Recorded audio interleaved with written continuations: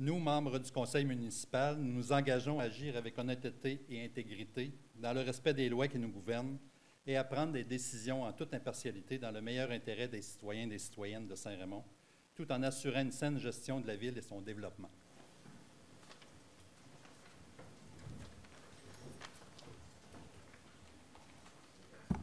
Alors, bonsoir tout le monde.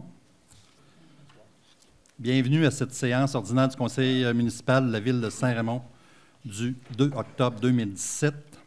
Alors, nous avons une ordre du jour.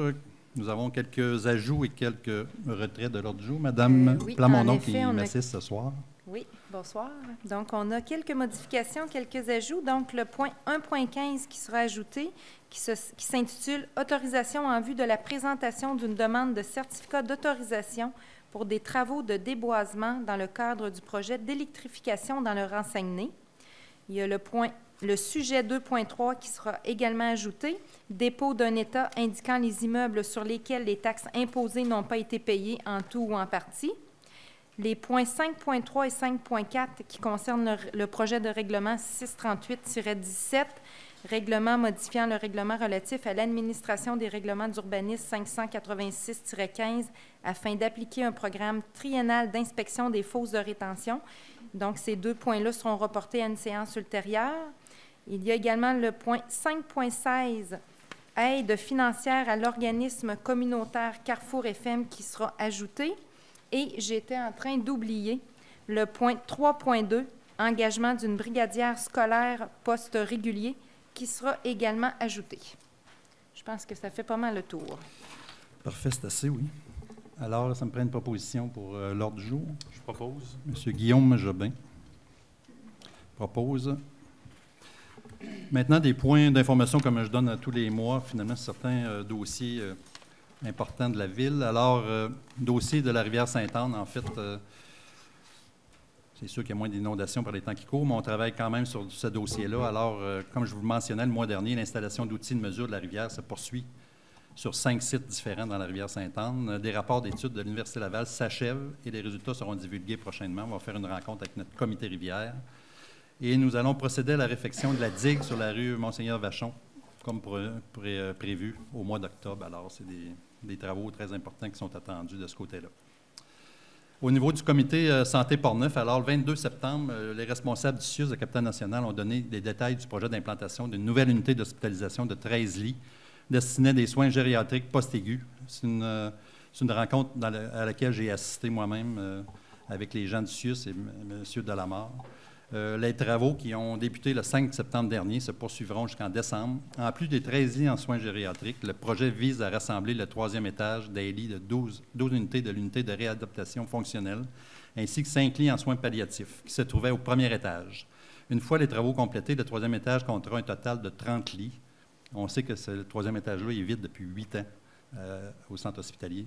Alors, en plus des chambres, on trouvera au 3e étage un poste de garde, une pharmacie, une salle à manger pour les clients, des salles de bain adaptées, des salons cuisinettes pour les familles, des patients en soins palliatifs, une réception, des salles de rencontre et divers espaces de rangement. On a vu que c'est près de 850 000 $ qui ont été investis quand même dans ce 3e étage. On est allé voir les travaux. Ce sont de bonnes nouvelles pour le comité de la sauvegarde des soins de santé dans Portneuf et sans aucun doute, il sera nécessaire de poursuivre nos démarches. Comme vous savez, on va rester le chien de garde pour être sûr. Les espaces qui vont être libres au 1er étage, en fait, vont servir les prochains projets de médecine de jour, et puis de l'hémodialyse, et puis les soins de chimiothérapie qui vont être là. Ça va être annoncé dans le 2e temps au cours de l'année. Alors, c'est des bonnes nouvelles pour notre centre hospitalier qui va continuer à progresser. Au niveau de la baie Vachon, on a eu des rencontres avec la CAPSA pour terminer le projet de la rue que nous avons confectionné dans la baie Vachon. En fait, on voulait parler des entrées sartières et des ponceaux. De l'implantation des maisons et des faux septiques même qu'on peut faire dans la baie Vachon. Les sentiers pour se rendre au lac. Aussi, nous avons fait des représentations près de la CAPSA et de la station touristique du Chêné pour faire un bassin de rétention au bas du chemin forestier qui a été fait au bout de la baie Vachon en vue d'éviter un apport de sédiments dans la baie Vachon. Alors, on va travailler avec la CAPSA puis la station pour que ça se fasse au cours des prochains mois. Alors, ça fait le tour un peu de nos projets importants que nous avons eus, de nos dans ces projets-là, un peu le détail de ce qui s'est passé au cours du dernier mois. Maintenant, dépôt et mémoire de requêtes des citoyens. Il y a la période de questions, M. Dion. Ah, OK, oui. OK, la première période de questions. Est-ce qu'il y a des gens dans la salle qui veulent venir s'adresser à nous? Vous pouvez venir au micro. Pas de problème.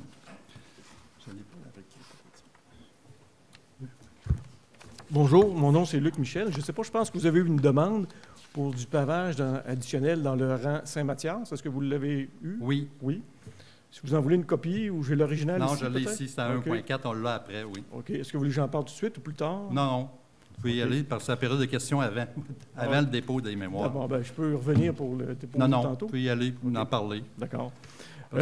C'est une requête, finalement, oui, qui est venue de votre part et des résidents de Saint-Mathias. C'est ça, c'est une demande pour desservir dans le rang Saint-Mathias des résidences 780 à 953.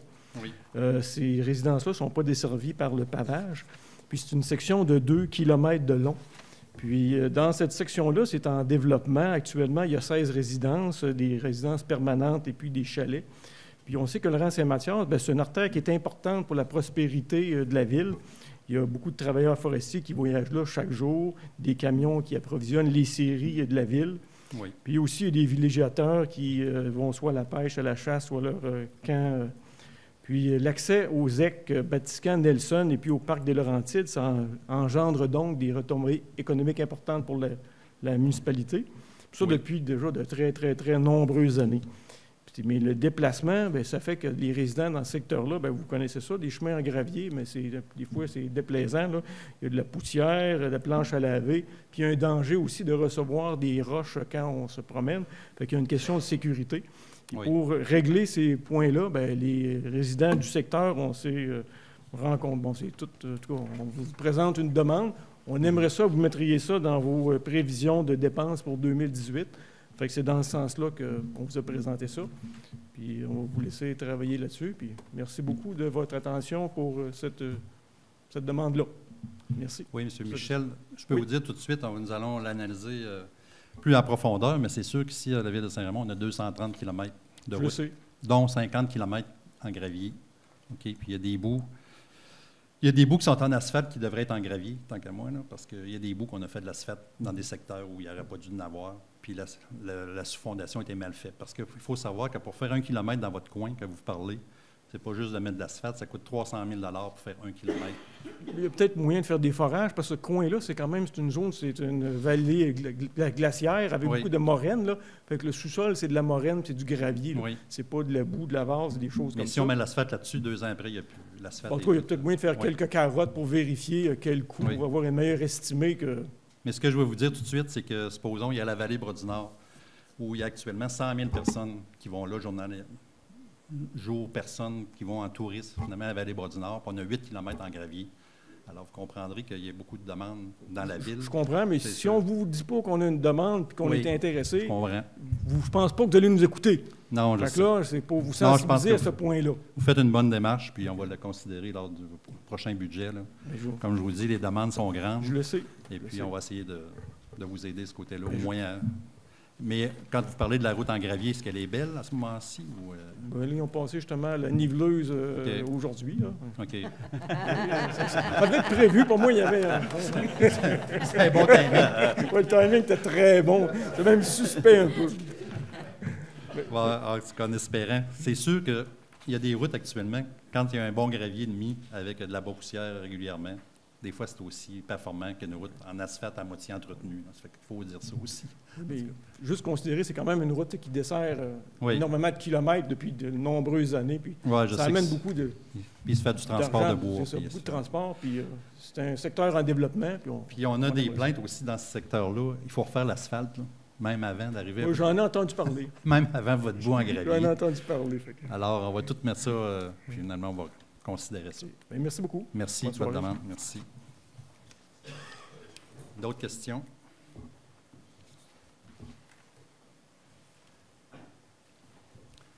Oui. Bonsoir, Stéphane Bonsoir. Mercier. Oui, monsieur, merci. Comme vous savez, ben, c'est ça, là, je sais qu'on s'en va en élection prochainement là, pour les élections municipales et tout ça. Oui.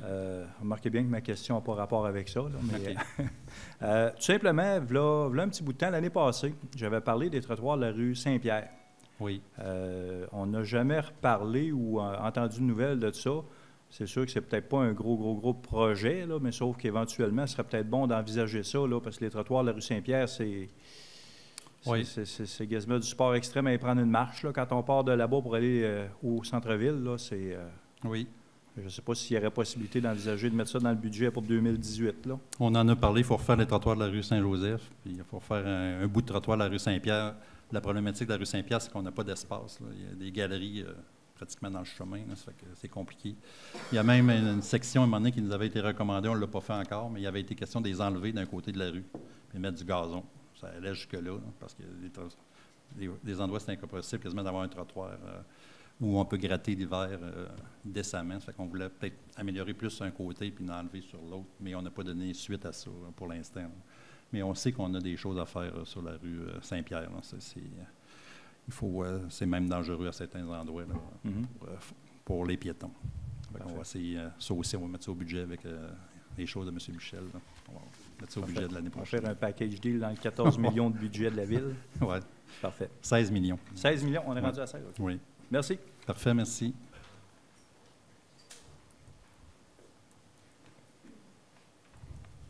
Bonsoir. Bonsoir. Yvan Barrette. Moi, c'est à mon nom personnel. Je voudrais vous remercier, le Conseil de ville, du travail que vous faites depuis... Ça fait un certain temps que je viens au Conseil pour voir l'intérêt que vous portez aux citoyens. Puis je vois que vous en avez pas mal d'intérêt aux citoyens. Je veux vous féliciter, les gens, particulièrement Réjeanne puis Guillaume qui partent, là, mais la gang qui reste aussi. Là. Oui. Parce que c'est vrai que c'est pas évident, des fois, de voir les demandes comme mon collègue là, qui vient de faire. Puis c'est correct aussi parce que je reste dans le rang Saint-Mathias, fait que là, je suis... Mais il n'en demeure pas moins que vous avez l'intérêt des citoyens de Saint-Raymond à cœur. Oui. Puis ça, c'est important. On voit des politiciens, des fois, qui sont en chicane ou qu'importe. On ne voit pas de chicane ici. Bien, peut-être qu'à l'extérieur, il y en a, mais c'est pas important. L'important, c'est que vis-à-vis de nous, vous êtes transparent, honnête, puis vous faites bien le job. Parfait. Puis ça, je l'ai senti en étant assis ici, pas chez nous, dans la maison, là, mais en étant assis dans la salle du conseil. Fait que merci encore. Lâchez pas. Puis bonne chance, hein, ceux qui partent puis ceux qui restent. Merci. Vous aussi, M. Barrette, bonne chance. Merci. Je sais vous présenter. Merci. C'est rare qu'on ait félicité entre vous et moi. Là. En tout cas, merci, c'est apprécié. Alors, d'autres choses? Non. Alors, au dépôt des mémoires, bien, c'est justement le dépôt de la pétition de M. Noël pour la demande de pavage dans le rang Saint-Mathias. Alors, elle va être mise, finalement, annexée, déposée à notre procès-verbal. Maintenant, on y va avec l'adoption des procès-verbaux des séances du 11 septembre, la dernière séance régulière. On n'en parle pas parce qu'on l'a passé ici, mais on a fait une séance spéciale le 18 septembre. Alors, Mme Plamondon. Oui, en fait, 3 points à l'ordre du jour. Le premier point qui est l'octroi d'un mandat pour des services professionnels en architecture et ingénierie en sous-traitance. C'est dans le cadre là, des travaux de construction d'un garage municipal et d'une caserne incendie. Donc, nous allons vous entretenir plus en profondeur un petit peu plus tard, tout à l'heure. Donc, on a procédé par appel d'offres. On a reçu 8 offres quand même de services professionnels. Donc, ces offres-là ont fait l'objet d'une procédure d'évaluation et de pondération. Et c'est la firme DG3A Architectes Incorporé qui a eu le contrat, donc pour un montant de 322 000 plus les taxes. Le deuxième point, c'était une modification à la politique relative au perfectionnement professionnel du personnel. Ça fait des P. Donc, en fait, à la Ville de Saint-Raymond, il existe une politique qui favorise le perfectionnement professionnel des employés. La politique ne prévoyait pas, en fait, là, de rattacher un peu l'employé là, qui allait suivre une formation et pour lesquelles la Ville là, payait les frais d'inscription ainsi que les frais de déplacement. Donc, on a modifié la politique en ce sens-là pour finalement rattacher l'employé là, au moins 3 ans, doit conserver son emploi au moins 3 ans à la Ville là, à la fin de sa formation, faute de quoi elle s'engage à rembourser là, les frais déboursés par la Ville. Et finalement, une autorisation pour la signature d'une entente intermunicipale entre la Ville de Québec et la Ville de Saint-Raymond. En fait, c'est une entente là, pour l'échange de services en matière de sport de glace. Donc, on a des jeunes Raymondois et Raymondoises qui font partie de clubs sportifs à l'extérieur de Saint-Raymond. Donc, vu que ces jeunes-là profitent là, des heures de glace à la Ville de Québec, donc c'est un échange de services. Donc, ici à Saint-Raymond, on doit offrir alors des heures de glace là, pour les équipes de Québec pour, en fait, que ça soit plus équitable là, envers tout le monde. Donc, c'est une entente avec la Ville de Québec. Parfait. M. Bernard Ayotte.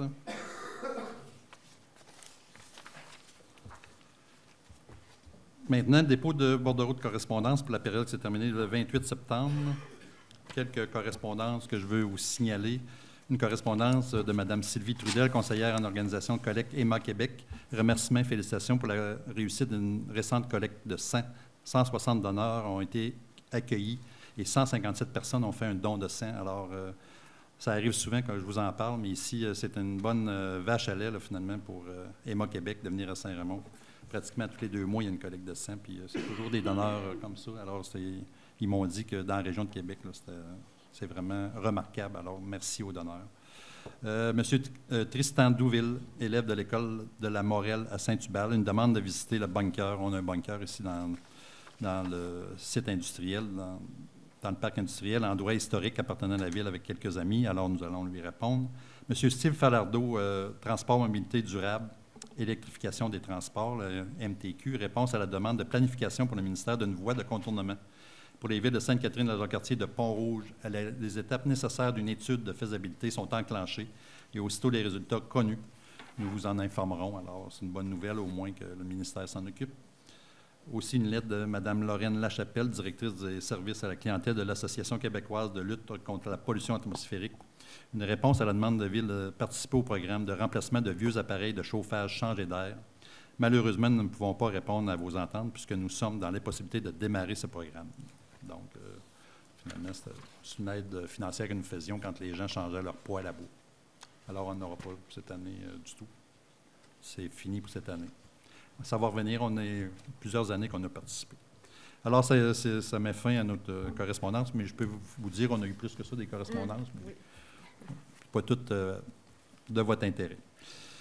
Maintenant, 1.7, justement, on va y aller avec la présentation du projet de construction du garage municipal et de la caserne. Alors, c'est quand même, ça fait un bout de temps que vous entendez parler de ça. Ce soir, on a fait un petit PowerPoint, quand même, pour vous dire un peu plus en détail en quoi ça consiste, notre projet. Alors, je vais retrouver mon dossier ici.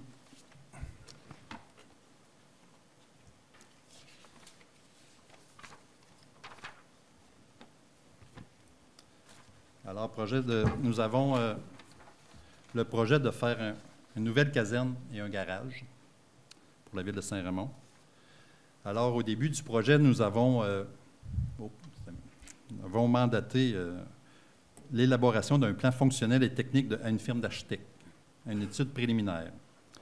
On a eu l'identification des problématiques, définition des besoins du service des incendies et du service des travaux publics, les recommandations de relocaliser les services, une subvention du MAMO de 5 millions, soit 60 des coûts. Il y avait des grandes problématiques à régler à la ville de Saint-Raymond. Si on regarde au niveau des inondations récurrentes, ça donne une idée, c'est notre garage municipal puis notre caserne. La caserne est à droite, puis le garage est tout dans la même bâtisse.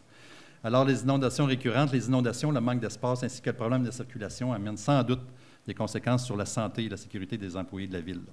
D'abord, avant tout, au cours des 40 dernières années, plus d'une dizaine d'inondations sont survenues, dont les inondations 2012 et 2014, qui ont été particulièrement éprouvantes pour bon nombre de citoyens qui ont dû quitter leur domicile. Les installations municipales, dont l'hôtel de ville, la caserne incendie, ainsi que les services des travaux publics, ont d'ailleurs été lourdement touchés par ces 2 dernières inondations. Or, dans le but de maintenir des services essentiels aux citoyens en cas de sinistre, il est impératif que le service de sécurité incendie et des travaux publics soit désencombré de ce problème qui nuise aux opérations et qui endommage les locaux et les équipements. Il est urgent de remédier à la situation, que ce soit en relocalisant l'ensemble des 2 services sur un autre site. La deuxième problématique que nous avons, c'était au niveau... OK, voilà, ça, c'était l'autre inondation en avant de l'hôtel de ville. L'autre problématique, c'est au niveau de la circulation. une étude de Vivre en ville en avril 2015 menée sur la circulation à l'intersection des rues Saint-Joseph et l'avenue de l'Hôtel de Ville et place de l'Église révèle une autre problématique importante quant à l'emplacement des services municipaux, celle de l'affluence importante à la fois véhiculaire et piétonnière de cette intersection. En effet, l'avenue Hôtel de Ville constitue la seule voie carrossable desservant à la fois l'école Marguerite-Diouville, qui a 400 élèves, la résidence pour personnes âgées, l'Estacade, il y a 160 logements, ainsi que le service des travaux publics, le service de sécurité incendie. On y retrouve également la rue principale, la rue Saint-Joseph, l'église, le centre multifonctionnel, l'hôtel de ville, ainsi que le presbytère à proximité. À l'heure de pointe, par exemple, à la sortie des classes, il est concevable que l'avenue de l'hôtel de ville soit complètement obstruée par la présence de nombreux autobus scolaires, ainsi que la présence importante de piétons, employés de la ville, parents, enfants, personnes âgées, circulant à proximité. Tout ceci constitue non seulement un obstacle significatif en cas d'intervention de services d'urgence, mais aussi un risque important d'accident pour de nombreux piétons se déplaçant dans les environs. Il est pressant de trouver une solution qui réponde aux besoins de sécurité des citoyens dans ce secteur. Maintenant, il y a le manque d'espace, qui est un autre problème majeur que nous avons dans nos installations. En ce qui concerne la caserne d'incendie, il est impossible d'entreposer l'ensemble des véhicules du service des incendies à l'intérieur de la caserne actuelle. Je ne sais pas si on a des images à venir. Ça s'en vient. Juste pour vous donner un exemple, ça, c'est notre caserne. On a un espace à peu près d'un pied entre le camion et la porte. Là, qui est, Le garage externe n'offre que 223 mètres de superficie nette, une superficie ne permettant pas l'entreposage que de 4 véhicules à l'étroit. Or, le service de sécurité incendie possède actuellement un total de 6 véhicules, bientôt 7. D'autres véhicules devraient également être entreposés à l'intérieur. On a des Zodiac, un VTT, une motoneige, une génératrice, un espace clos, ainsi que des remorques. En cas d'urgence, il est primordial que tous ces véhicules-là soient disponibles et prêts à partir dans l'immédiat. Le temps alloué, par exemple, au déneigement de véhicules entreposés à l'extérieur pourrait potentiellement avoir des conséquences graves pour le citoyen en détresse. Également, l'entreposage extérieur d'un véhicule nécessite de le vider de son contenu en eau, dans certains cas, des équipements en hiver, afin d'éviter les bris, les gels, entre autres. Il y a beaucoup de véhicules qu'on doit laisser de l'eau dedans, prêts pour les interventions. Alors, on voit que les véhicules sont mis un peu partout. C'est des véhicules qui sont remis dans le garage municipal, des véhicules du service des incendies. Actuellement, le service des travaux publics utilise 4 autres services pour l'entreposage de ces véhicules et son matériel. De nombreuses conséquences directes et indirectes reliées à la dispersion des locaux de service des travaux publics sont nombreuses. Alors, il faudrait regrouper les locaux des travaux publics. Ça augmenterait l'efficacité des employés. Les risques de vol aussi et au vandalisme sont accrus quand on a 3-4 places pour mettre tous nos véhicules et tout notre stock, tous nos équipements. Puis une gestion supplémentaire est requise de la part de la Ville, que celle-ci doit administrer la location et l'entretien de 5 sites plutôt qu'un. Sans aucun doute, la centralisation des services faciliterait les interventions d'urgence, puisque les équipements et les véhicules seraient toujours à la portée de la main et non dispersés dans la Ville. De ce fait, la relocalisation de l'ensemble des locaux et cours du service des travaux publics aurait un impact positif immédiat sur les employés ainsi que les services. Aussi, on a regardé pour les réaménager dans la bâtisse actuelle, mais c'est impossible de l'agrandir par en dedans. Donc, on en est venu à la conclusion. Actuellement, nous avons toujours nos études préliminaires. Nous avons fait une demande. Les appuis au projet, finalement, on est appuyé par le ministère de la Sécurité publique, qui voit qu'on est dans l'eau lors des inondations, que ça n'a pas de bon sens, là. Avoir les pompiers et leurs équipements dans l'eau, l'accès des transports viables, un diagnostic préliminaire de la sécurité aux abords des écoles qui nous recommande de déménager, de construire un autre bâtisse, la CAPSA, portrait historique des enjeux associés aux inondations. Alors, voici ce qui a été un peu analysé après de multiples, ça fait plus d'1 an, c'est pas 2 qu'on regarde ces sites-là, l'allocation du site de la caserne. C'est là qu'il est prévu de la localiser. Actuellement, nous avons des options d'achat sur ces terrains-là, ils ne sont pas achetés. On a fait des options d'achat qu'on va acheter si il y a des études environnementales sur ces terrains-là. S'il n'y a pas de contamination, etc., on va les acheter. Sinon, bien, il va falloir renoncer à ces terrains-là et en trouver un autre. Alors ça, c'est le terrain au coin de la grande ligne, ici en bas, puis complètement, finalement, à gauche, c'est le terrain du rang Notre-Dame. Alors, actuellement, il y a une bâtisse qui était la bâtisse d'usinage de M. Gingras. Cette bâtisse-là va être démolie. Puis le terrain de la caserne, on va le voir plus loin, on va vous montrer le terrain, une image. Ouais, c'est ça l'image de la caserne qu'il va y avoir au coin. Alors, c'est 6 portes. Puis finalement, c'est les casernes normales qu'on trouve dans une ville normale comme nous. Il faut dire que la ville de Saint-Raymond est la plus importante ville, la capitale nationale, en dehors de l'agglomération de Québec. Puis on n'a pas de caserne digne de ce nom, en fait, pour notre population. Alors, je pense qu'il est temps de s'en doter d'une. Et puis, on peut voir un peu plus loin en quoi ça va consister. C'est le plan un peu d'implantation sur le terrain. Alors, il y a 6 portes de garage. Il y a une porte supplémentaire pour le futur. En fait, on prévoit ça pour plusieurs années. Ça va être, c'est un terrain qui va servir au cours des 50 prochaines années. Et puis, à gauche, et puis finalement, il y a toutes des normes maintenant. Quand on arrive pour faire une caserne maintenant, ça prend un espace entre les camions, en avant, en arrière, pour la sécurité des pompiers, ce qu'on n'a pas là, actuellement. Puis, il faut bâtir les normes vraiment très spécifiques pour ça. Alors, les architectes, ils connaissent les normes. C'est des gens qui ont fait plusieurs casernes. Et près à gauche, il y a toute une section pour mettre tous les vestiaires. Maintenant, ça prend des douches. Il faut des vestiaires ventilés. Tous les bunkers, les habits des pompiers, maintenant, quand ils reviennent d'une opération, il faut tout que ça soit nettoyé, ventilé, etc. C'est des choses qu'on n'a pas actuellement dans notre caserne actuelle. Fait que quand on prévoit d'en faire une nouvelle, bien, il faut tout prévoir ça. C'est obligatoire d'en avoir une nouvelle norme des casernes. Alors, ça donne une idée un peu en quoi ça consiste. C'est à vous donner une idée générale ce soir. Là. On pourrait aller dans les détails plus que ça. Là. Alors, si on va dans le garage maintenant, le garage municipal est à un autre endroit. Ça, c'est situé de la rue Guillon, sur la côte. On monte le chemin Saint-Louis, là, sur le dessus de la côte. Où est-ce qu'il y avait industrie Bourassa anciennement, maintenant industrie Gestofort. Et puis, c'est une section qui fait le coin de la rue Guillon. Et puis, c'est un très grand terrain qui est plus grand que ce qu'on a besoin aujourd'hui, mais un jour, peut-être qu'on aura besoin au garage. Un jour, peut-être qu'on pourra faire le déneigement de la ville, peut-être dans 10 ans, dans 15 ans, puis il faut avoir des espaces à mettre une dizaine de camions supplémentaires. Ça fait que tout est prévu à ce côté-là. Alors là aussi, on a une offre d'achat sur ce terrain-là, et l'achat n'est pas fait.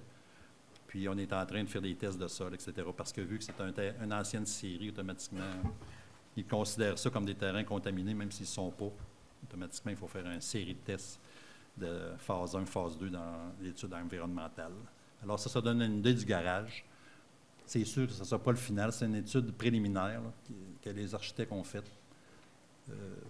Comme nous, par exemple, l'asphalte tout le tour, c'est sûr que ce ne sera pas ça.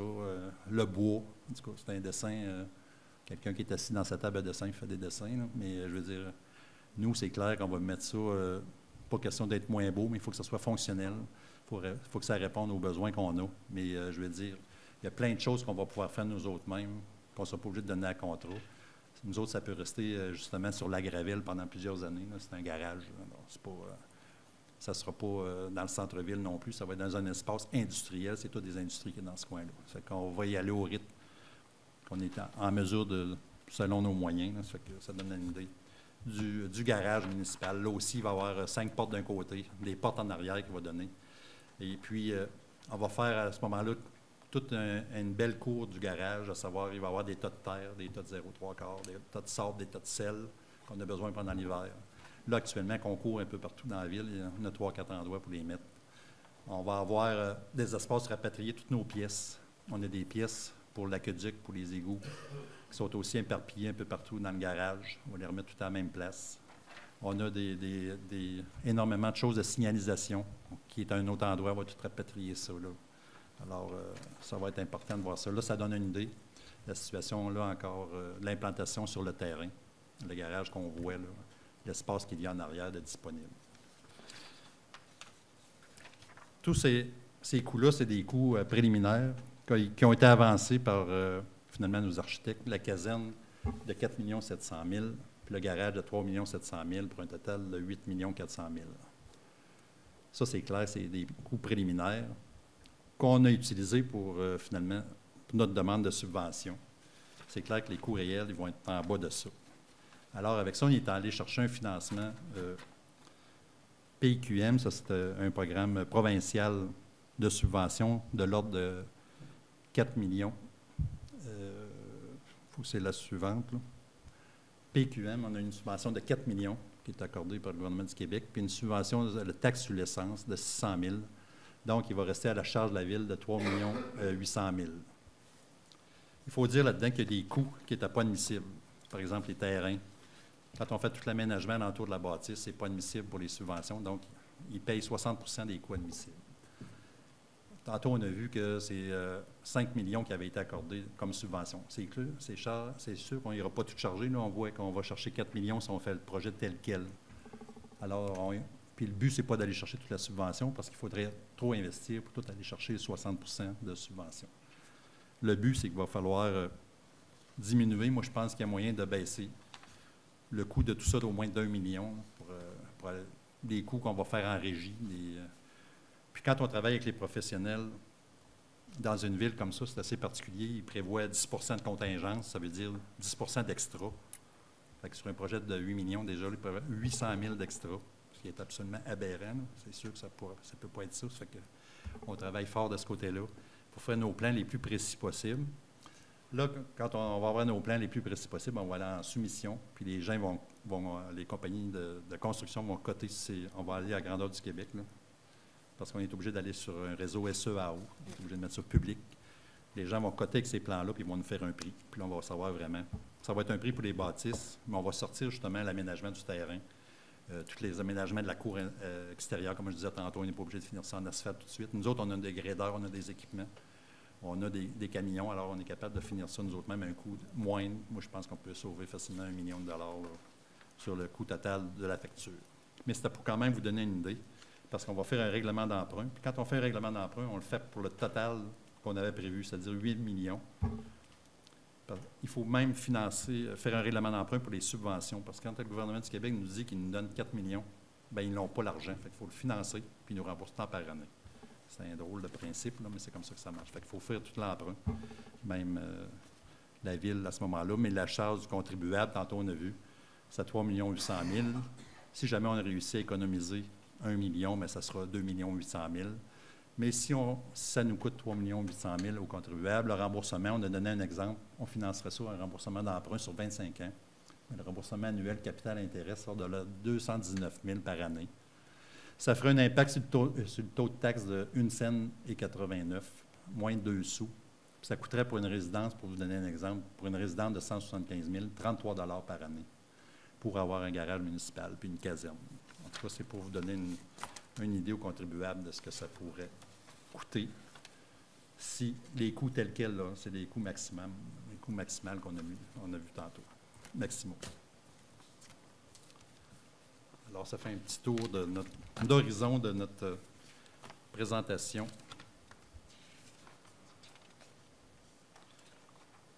Justement, on pourrait en profiter s'il y a des gens dans la salle qui ont des questions, vu qu'on est sur ce projet-là, s'il y a des questions spécifiques sur le garage, la caserne. Sinon, bien, on va aller adopter le règlement d'emprunt à 1,8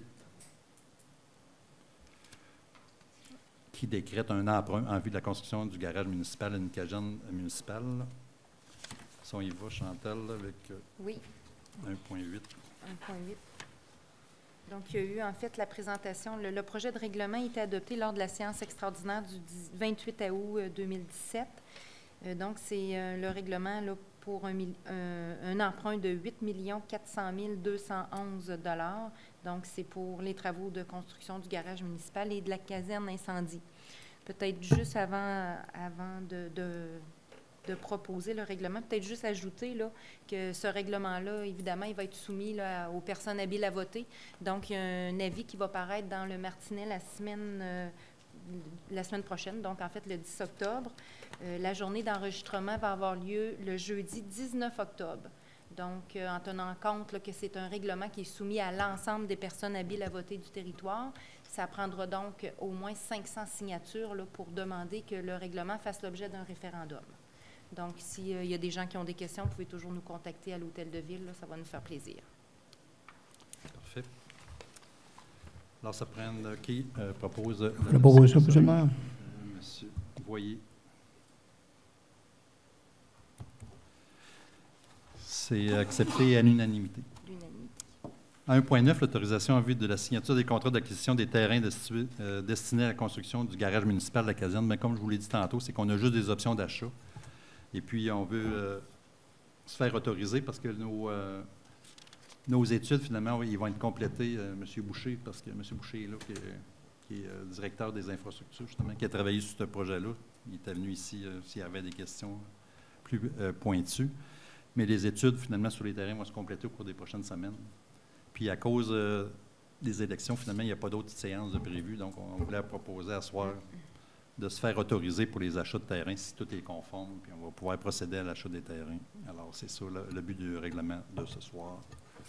Qui dit, je le propose, M. le maire. M. Lirette. Les 2 terrains que je vous ai mentionnés tantôt, un sur la rue Guillaume puis un sur la rue, finalement, Notre-Dame, Coin Notre-Dame et Grande Ligne. Maintenant, l'adoption du projet de règlement 634-17 qui décrète un emprunt du Fonds général pour les travaux de reconstruction de la digue et du barrage du lac Bison.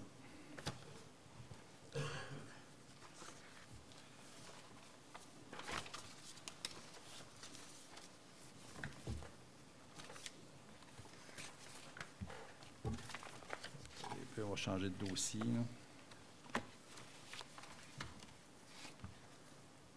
Le règlement, je l'ai dessus là-dedans.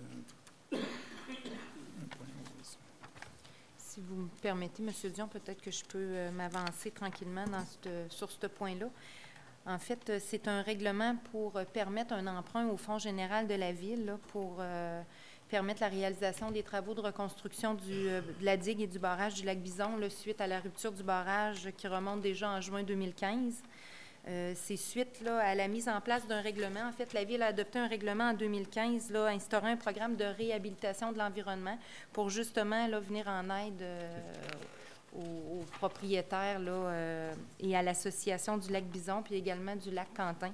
Donc, c'est vraiment en vertu de ce règlement-là qui nous est permis, là, en fait, d'adopter un règlement d'emprunt pour venir financer ces travaux-là et ensuite répartir là, les coûts des travaux à tous les propriétaires, ou en fait, au lac Quentin, c'est tous les propriétaires, mais pour le lac Bison, là, c'est aux propriétaires concernés. En tout cas, les gens, ils sont au courant, là, l'association. Je vois M. Borgia, justement, dans l'assistance, là. C'est eux qui nous ont remis, en fait, là, le nom des propriétaires là, qui doivent être taxés par la suite. Donc, c'est un règlement au montant de 548 149,06 $. Donc, c'était l'emprunt initial, mais ce que les gens de l'association nous ont dit, c'est que les coûts vont être beaucoup moindres que ça, normalement, s'il n'y a pas d'imprévu, là, puisque je pense que c'est la méthode de construction qui va être différente un peu de ce qui était prévu au départ. Alors, il faut comprendre qu'on est obligé de faire ça, sans quoi les gens, ce serait impossible de réaliser la réalisation de ce barrage-là, parce que c'est un barrage quand même très important. Ça touche 57, à peu près 55 propriétaires alentours, finalement, qui avaient accès au lac, soit à Riverains, soit de l'autre côté de la rue. Et puis, ces gens-là, ils sont bien prêts. Ils ne peuvent pas se faire actuellement un emprunt en groupe puis dire on se partage la facture. Ça fait que c'est impossible. Alors, ils ont demandé à la Ville, en vertu justement de notre réglementation, on a le droit de faire un emprunt, nous autres, dans notre administration générale, faire un emprunt là-dedans, puis payer toutes les factures, en fait, pour faire le barrage. Après ça, on va répartir ça à l'ensemble des gens, des 55 qu'on vient de parler. Puis les gens vont être répartis sur 25 ans, je crois, que nous avons déterminé. Puis là, ça va permettre aux gens de payer ça sur leur compte de taxes à un montant raisonnable. Avec les intérêts, naturellement, on va charger les intérêts. Ça fait que ça ne coûtera rien aux autres contribuables à la fin de tout, mais ça va permettre à ces gens-là de réaliser, parce qu'il faut comprendre qu'il y a eu beaucoup quand même de pertes d'évaluation foncière. Les gens qui avaient un lac, puis à un moment donné, sont ramassés avec plus rien en avant de leur résidence. Alors, ça a été quand même un drame pour ces gens-là. Ça fait que la Ville a décidé de procéder à ce niveau-là. J'en fais la proposition, oui. Donc, ce soir, en fait, premièrement, c'est l'adoption du projet de règlement. Donc, lors d'une séance ultérieure, le règlement sera adopté et effectivement, c'est un règlement d'emprunt, donc il sera soumis également aux personnes habiles à voter, mais cette fois-ci du secteur. Donc, on en reparlera un petit peu plus tard lors de l'adoption du règlement. Monsieur le maire étant impliqué dans le dossier, je vais m'abstenir de voter sur ce point. Parfait. Alors, M. Beaumont en fait la proposition. Il faut savoir aussi qu'on vient d'avoir toutes les autorisations c'est arrivé quand? Ça fait 2 ans, là, cette année? Ça fait En 2015. Oui. 2 ans, ça fait déjà depuis 2015. On vient d'avoir les autorisations du ministère de l'Environnement pour procéder. Là. Ça fait que ça a pris 2 ans. Et puis, il y a eu des études.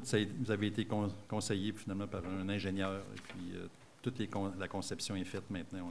On va être pas mal prêt à procéder. Alors, c'est pour ça qu'on y va avec ça ce soir. Parfait. M. Beaumont a approuvé.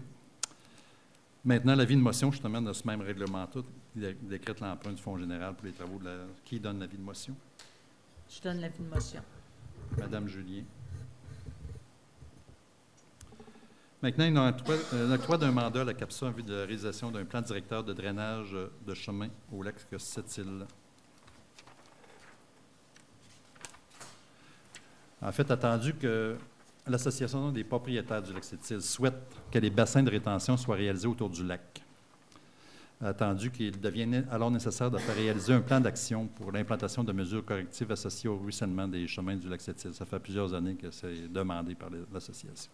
Attendu que ce plan d'action sera divisé en 3 sections autour du lac et qu'une section par année sera réalisée. Alors, on demande à la CAPSA de séparer le bassin versant en 3, faire une analyse à tous les ans. C'est quoi les problématiques, finalement, de l'écoulement de l'eau dans le lac. Attendu l'estimation des coûts présentés par la CAPSA pour la réalisation de ce plan, alors il sera résolu que le Conseil octroie à la CAPSA le mandat mentionné précédemment, et ça pour un montant de 4 470 $ plus les taxes. Ce mandat sera valide et payable sur 3 années, soit après la réalisation du plan d'action de chaque section. Ça prend une proposition, Stéphane. Monsieur Ayotte. Puis il faut dire une chose, à chaque fois qu'on va avoir une recommandation en l'analyse de la CAPSA, nous, on va prévoir au budget à tous les ans. Bien là, il faut prévoir des sommes parce qu'il faut faire des bassins de rétention.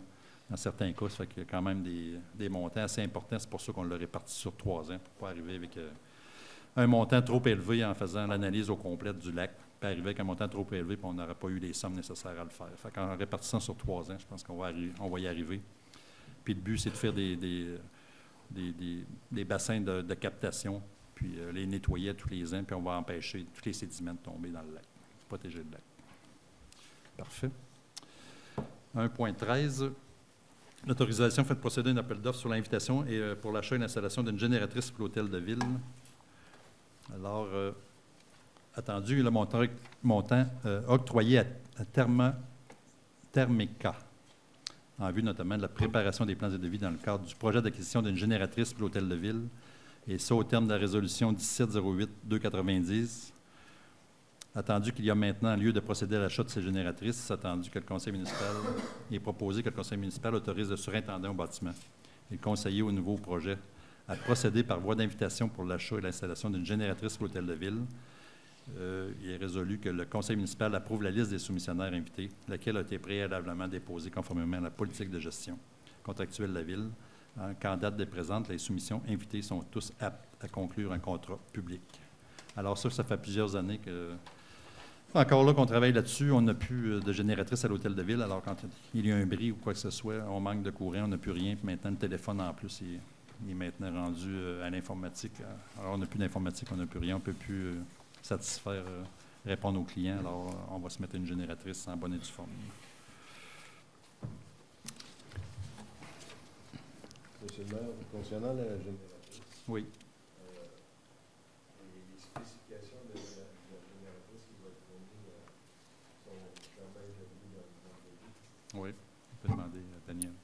En fait, c'est ça pourquoi on a engagé cette firme-là? En fait, grosso modo, c'est une génératrice qui va fonctionner au gaz naturel. Et puis, l'installation, c'est une génératrice d'une capacité de 100 kW, grosso modo, qui fait sur une de nos entrées électriques. Donc, lorsqu'il y a des pannes ou quoi que ce soit, il y a installation, ce qu'on appelle le transfert switch, qui fait qu'il va y avoir une fraction de seconde où on va perdre nos ordinateurs, sauf que c'est l'histoire d'un clic. Là. Après ça, ça reprend, et puis on va continuer nos opérations. Puis l'installation est assez simple. On installe la génératrice en tant que telle dans l'enclos qui est sur le mur du garage municipal actuel. Mais dans un an, il n'y aura plus d'opération, donc puis elle va être sécurisée à ce niveau-là. Donc, ça va être parfait pour les opérations. Fait que bingo, on va en soumission justement là-dessus prochainement. Parfait. Qui propose? Je le propose, Monsieur le maire. M. Lirette propose d'accepter à l'unanimité. Maintenant, modification d'une politique de harcèlement psychologique. C'est une politique que nous avons adoptée il y a quelques années, puis on avait fait une petite modification. Il était prévu à ce moment-ci que quelqu'un qui faisait une plainte, finalement, la personne qui a reçu la plainte avait le droit, finalement, à toute la déposition, puis ça, c'est pas dans les règles de l'art. En fait, le plaignant a droit à plus de confidentialité. Ça fait que ça, on va modifier cette politique-là à cet effet. Oui. Qui propose? Je propose. Monsieur Jobin.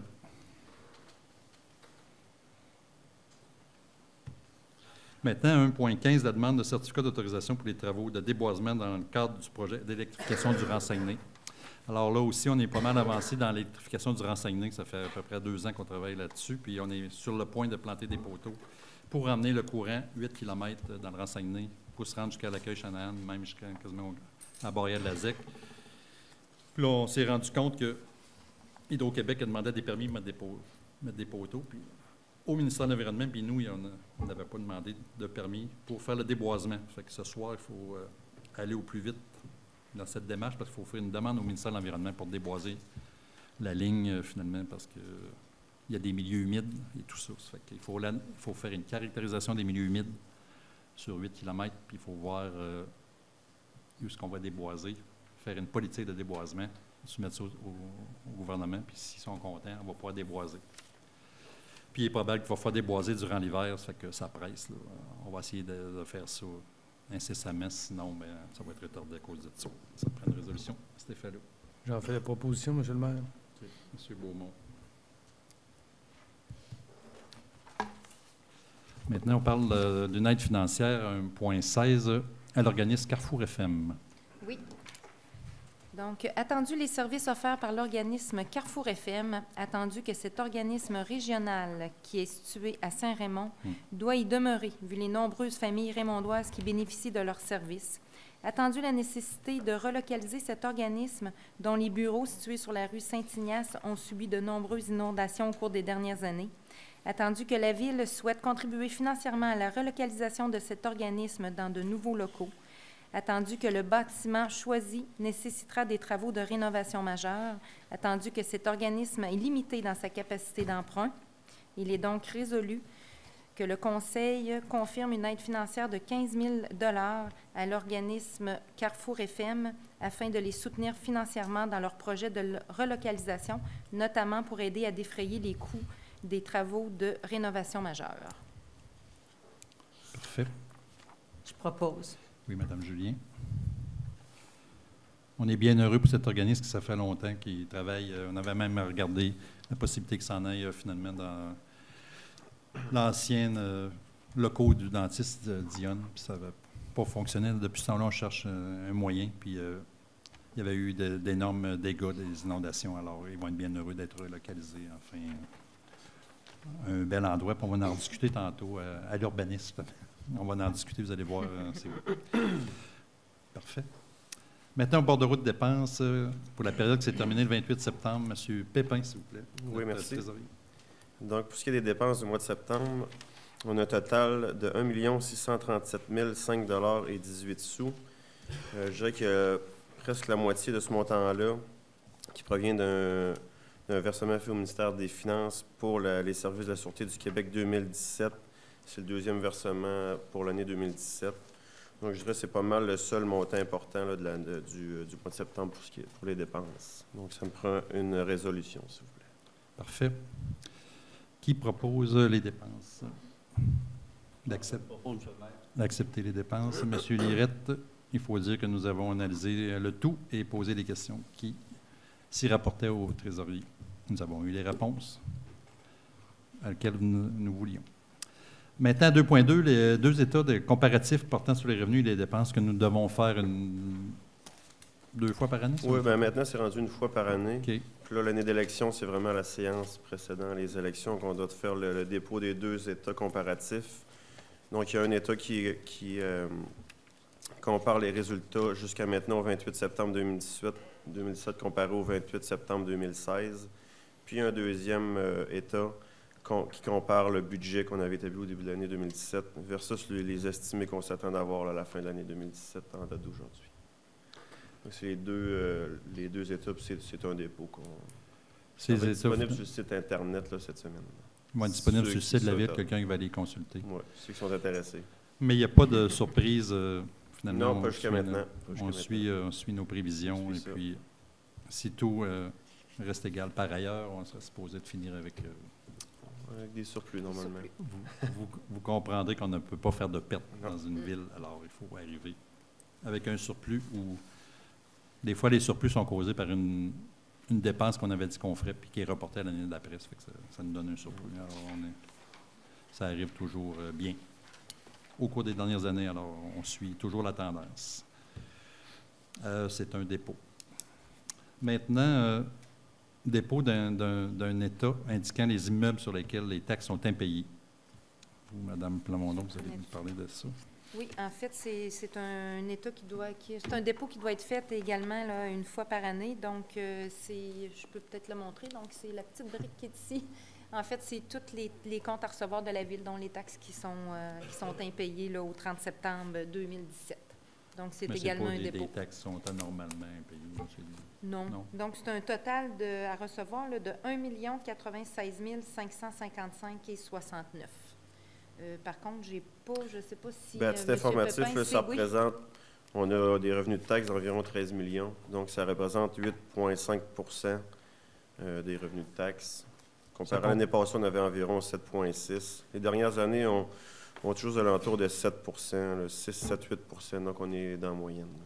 Ça comprend-tu le dernier versement qu'on fait?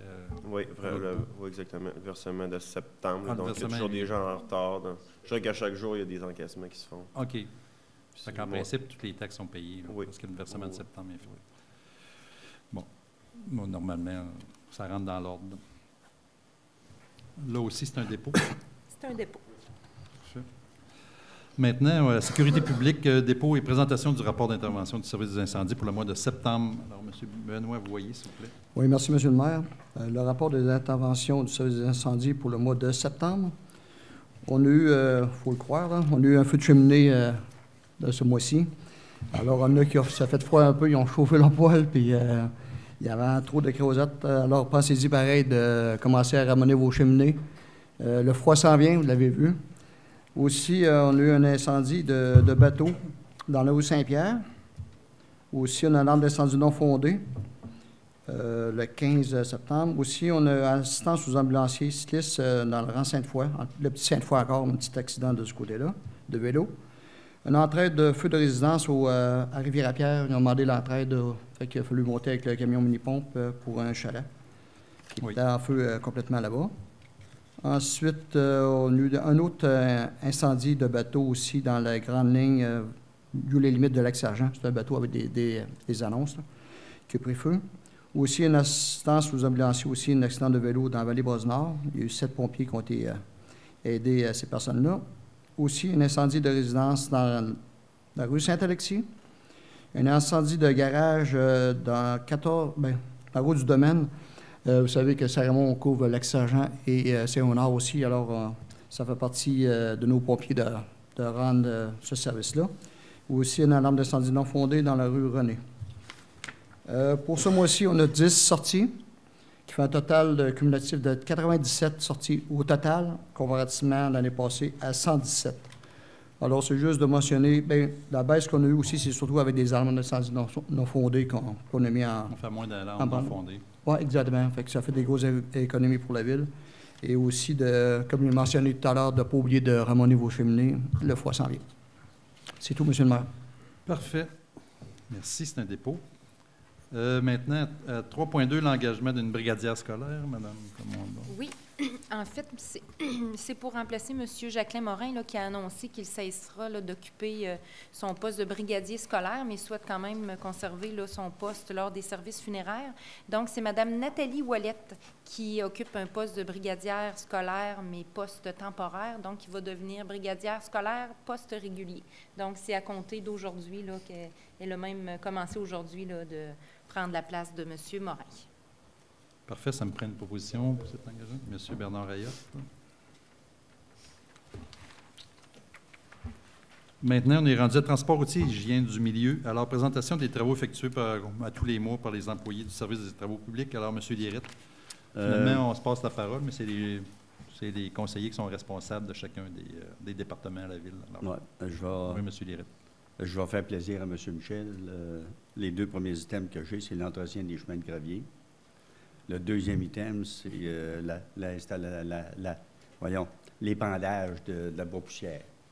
Ça a eu lieu dans le rang Saint-Mathias, justement. L'autre chose, la ville, les employés ont réparé les nids de poules, les différentes crevasses qu'il y avait sur les routes de la ville, avec de l'asphalte chaude, entre autres. On a terminé la reconstruction de 800 mètres du chemin du domaine, de la route du domaine, c'est-à-dire, et on a amorcé des travaux sur la route le rang de la traverse entre Lac-Sergent et Saint-Raymond. C'est une distance d'à peu près 1,4 km qui va être refait au complet. Pour vous donner une idée, M. Michel, c'est 368 000 $ du kilomètre que ça nous coûte. Entretien de la signalisation, réparation et changement des différents ponceaux dans les rangs, entretien de la machinerie, le rinçage du réseau d'eau potable. On vous avait averti à la dernière réunion que les gens auraient de l'eau brouillée probablement pendant peut-être une période de 15 jours, 3 semaines. Actuellement, c'est terminé. Il y a eu le traitement des plaintes, différentes plaintes qu'on a eues, surtout à cause des vents, ces choses-là, les chevreuils qui se promènent dans les routes puis qui se font frapper par des autos. Préparation de devis pour les différents travaux qu'on va effectuer l'an prochain, finalement. Il y a eu quelques réparations sur les trottoirs, nettoyage des rues avec le balai mécanique, changement de ponceau dans le rang Gosford, on l'a refait au complet, et surveillance des travaux du mur de la Côte-Joyeuse. J'espère que le muret de la Côte-Joyeuse fait votre affaire, mais réellement, c'est beau. Ça termine pour le mois de septembre. Parfait. Merci, M. Lirette. Maintenant, 4.2, l'autorisation en vue de la signature d'une entente de cession de contrat de chargement de transport de neige au centre-ville. Attendu que Angrenot a obtenu de la Ville de Saint-Raymond, par résolution numéro 16-10-308, une résolution de l'année dernière, le contrat pour le chargement et le transport de la neige au centre-ville, et ce pour une période de 3 ans avec possibilité de prolongation d'un autre 2 ans. Attendu que Angrenot demande la permission à la Ville de céder en totalité l'exécution du contrat à Pax Excavation Incorporée.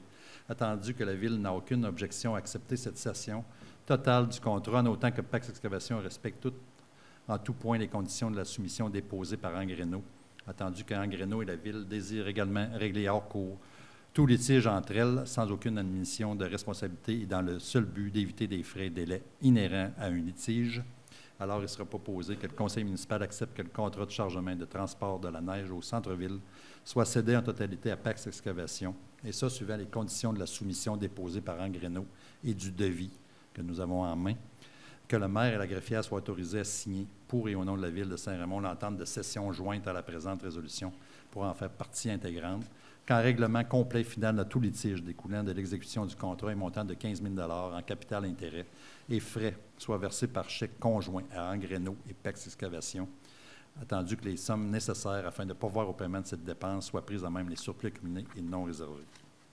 Alors, ça prend une proposition pour régler ce dossier-là. J'en fais la proposition, M. le maire. M. Beaumont.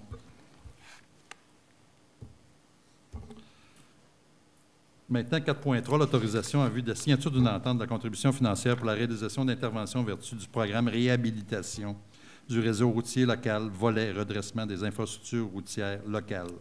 C'est un grand nom, c'est pas facile, là. Mais c'est pour dire ça que nous avons fait des demandes au ministère des Transports dans le cadre de la réparation que nous voulons faire dans le rang Saguenay. Alors, attendu qu'une demande d'aide déposée à la Ville dans le cadre du programme d'infrastructure que je viens de vous parler, redressement des infrastructures routières locales, attendu la confirmation d'une aide financière maximale de 255 315 pour la réalisation des travaux d'asphaltage d'une portion du rang Saguenay dans le secteur de la Chapelle et pour le scellement des fissures sur la rue Monseigneur-Vachon et dans le rang du Nord. Attendu l'entente à intervenir à cet effet entre la Ville et le ministère des Transports, responsable de la gestion du programme IR-ARL, Il est proposé que le maire soit autorisé à signer pour et au nom de la Ville l'entente de contribution financière pour la réalisation des projets d'intervention mentionnés précédents.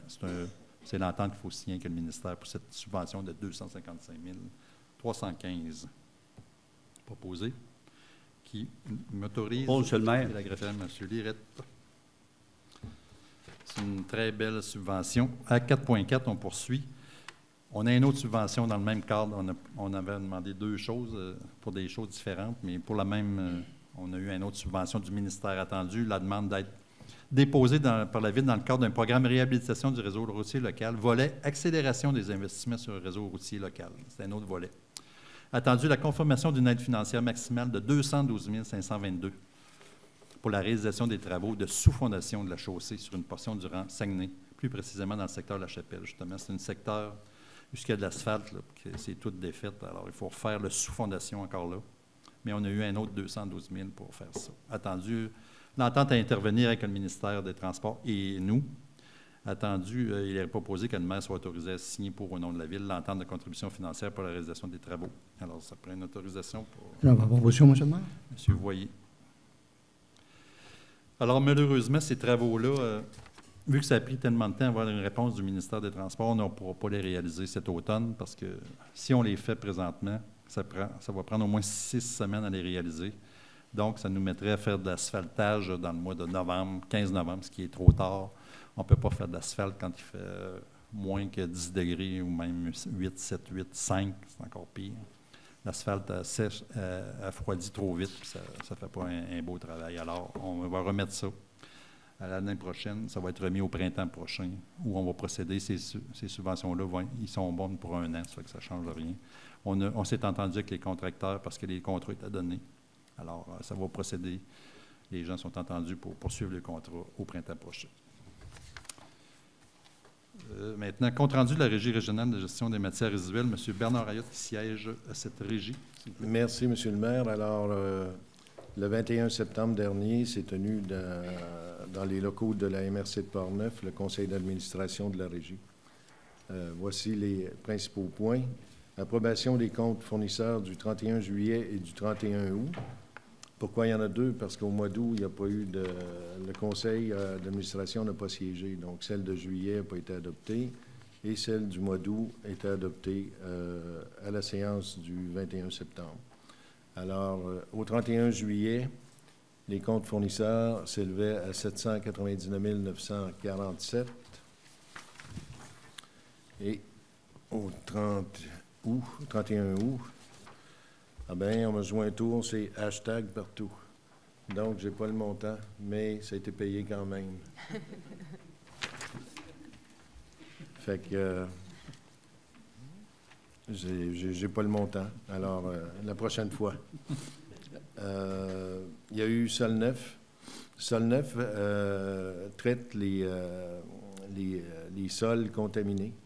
Donc, en vertu de l'entente qui lie Solneuf à la régie, parce qu'ils sont sur les terrains de la régie, il y a des redevances qui sont payées en fonction des résultats financiers de Solneuf. Alors, pour 2017, c'est un montant de 107 971 qui va être versé à la régie, comparativement à 7 772 en 2016. Il a également été question de soumission pour le recouvrement final avec géomembrane de la cellule numéro 2. Alors, les soumissionnaires conformes, excavation La Fontaine, 436 033 et 95. Dili Contracto Incorporé, 442 983 et 16. Rochette Excavation, 452 727 et 16. Construction et pavage Port-Neuf, 509 459 et 17. C'est donc les excavations La Fontaine qui ont obtenu le contrat. Alors, pour la période du mois de septembre, c'est les principaux points, M. le maire. Parfait. Merci, M. Ayotte. Maintenant, 5, l'urbanisme et la mise en valeur du territoire. On a beaucoup de choses aujourd'hui. Alors, on commence avec le dépôt de présentation du procès-verbal de la réunion du comité consultatif d'urbanisme qui s'est tenu le 19 septembre 2017. Alors, M. Guillaume Jobin, s'il vous plaît. Oui. Alors, d'abord, pour ce qui est du rapport comparatif des permis, On a eu un excellent mois de septembre, donc probablement que la belle température a aidé. En résidence unifamiliale isolée, nous avons eu pour le mois de septembre 8 permis. C'est 6 de plus qu'au mois de septembre l'an dernier, donc on avait eu 2 permis l'an dernier. Donc 8 permis résidence unifamiliale, 1,4 million. Au total, nous sommes à 58, tout comme l'année dernière. Donc une valeur déclarée en date du 30 septembre 2017 de 9,8 millions. Donc l'année passée, c'était une excellente année. On est parti dans le même sens. Et à ça s'ajoutent les unités de villégiature. Donc, pour le mois de septembre 2017, 2 unités de villégiature comparativement à 1 l'an dernier. Et quand on parle d'unités de villégiature, c'est quand même des bâtiments assez importants. On parle pour les deux permis de 710 000 $. Donc, oui, c'est des unités de villégiature, mais quand même des belles résidences. Pour le total au cumulatif, villégiature, 17 comparativement à 8 l'an dernier. Et pour ces 17 unités, 2,8 millions de valeurs déclarées. Ensuite, pour ce qui est des bâtiments commerciaux, aucun ce mois-ci. Je rappelle que le total est à 1 cette année, tout comme l'an dernier où on était à 1. Et pour ce qui est des bâtiments industriels, aucun jusqu'à présent cette année, comparativement à 1 l'an dernier. Toutes catégories confondues, septembre 2017, on a eu 127 permis pour une valeur de 2,9 millions, comparativement à 109 l'an dernier pour 1,6 million. Au total, nous sommes à 1088 permis au 30 septembre 2017 pour 23,3 millions, comparativement à 1050 l'an dernier pour 25 millions.